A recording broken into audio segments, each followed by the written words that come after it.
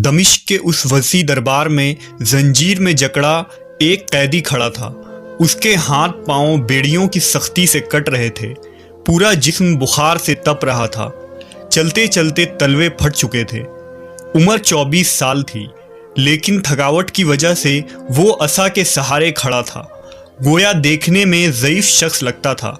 उसके जिस्म के हर हिस्से से मजलूमियत खून की शक्ल में टपक रही थी। उस दरबार में ऊंचे तख्त पर यजीद इब्ने मुआविया बैठा था। उस कैदी की हालत काबिल रहम थी, मगर उसके सीने में हैदरी जिगर था जिसकी बेबाकी उबल पड़ी। और कैदी दरबारियों से बुलंद आवाज़ में मुखातिब हुआ, कहने लगा, रसूल खुदा मोहम्मद सल्लल्लाहु अलैहि वसल्लम हमसे हैं, अमीरुल मोमिनीन अली हमसे हैं। लोगों, मैं मक्का व मिना का बेटा हूँ, मैं जमजम व सिफा का बेटा हूँ। मेरे बाल, जिल्द, गोश्त, खून सब अल्लाह की वहदानियत पर गवाही देते हैं। इस बीमार कैदी ने ऐसा अलमनाक खुतबा दिया कि हाज़रीन दहाड़े मार मार कर रोने लगे। उस मजलूम असीर को तारीख इमाम ज़ैनुल आबिदीन के नाम से जानती है, जो इमाम सज्जाद के नाम से भी मशहूर हुए। इमाम का पूरा नाम अली इब्ने हुसैन बिन अली इब्ने अबी तालिब था, जिनकी पैदाइश सन 38 हिजरी में मदीना में हुई। आप नौजवानान जन्नत के सरदार इमाम हुसैन अलैहिस्सलाम के बेटे थे। जब आपकी पैदाइश हुई उस वक्त अमीरुल मोमिनीन अली खलीफा थे।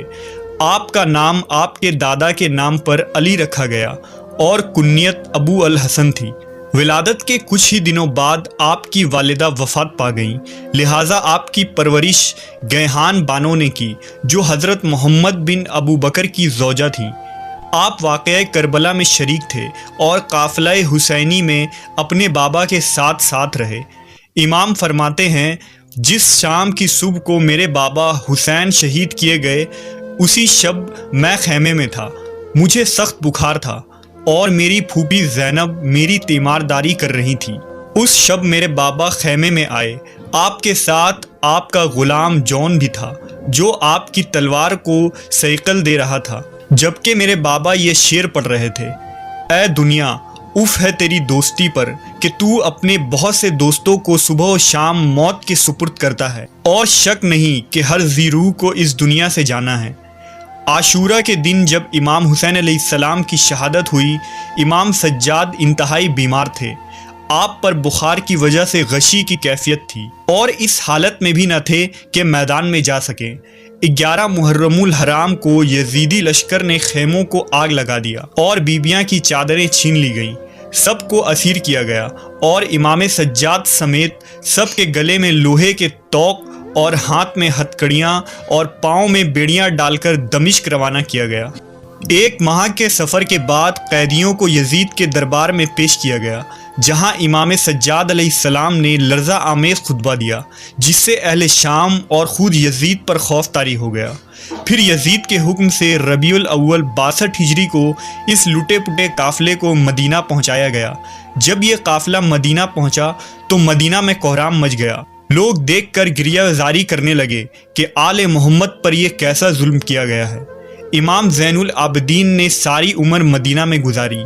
जब इमाम लोगों को शाम के बाज़ारों में आले मोहम्मद पर की जाने वाली जुल्म और ज़्यादतियों को बयान करते तो लोगों के आंखों से आंसू जारी हो जाते और लोग गिरियाज़ारी करने लगते। एक दफ़ा जब इमाम सज्जाद से पूछा गया कि आपको इस पूरे सफ़र में कहाँ पर सबसे ज़्यादा मुसीबत का सामना करना पड़ा, तो आपने आह भरी और फरमाया, शाम शाम शाम। आप हमेशा लोगों को करबला में अहले बैत रसूल पर जो जुल्म हुए उसकी दास्तान सुनाते और गिरिया करते। जब अपने बाबा की कटी हुई सर को याद करते तो बेहोश हो जाते। रिवायत के मुताबिक वाक़या करबला के बाद इमाम सज्जाद अलैहिस्सलाम को कभी मुस्कुराते हुए नहीं देखा गया। आप निहायत ही इबादत गुजार और रहमदिल शख्स थे। मदीना के मुफलिस और यतीम लोगों की बेपनाह मदद किया करते और बेशुमार घरों में रात के अंधेरे में जाते और अनाज सदका फरमाते।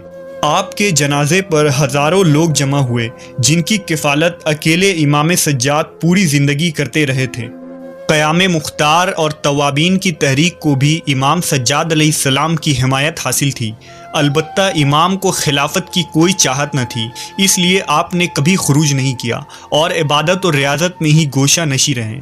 سن 95 ہجری کو ولید بن عبد الملک نے آپ کو زہر دے کر شہید کیا، کیونکہ آل امیہ کو یہ خطرہ لاحق ہو گئی تھی کہ اگر امام سجاد خلافت کے لیے کھڑے ہو جائیں تو ریاست میں ایک انقلاب برپا ہو جائے گا۔ امام کی شہادت کے بعد آپ کی تعلیمات اور پیغامات سے تحریک پا کر آپ کے فرزند زید ابن علی نے خروج کیا۔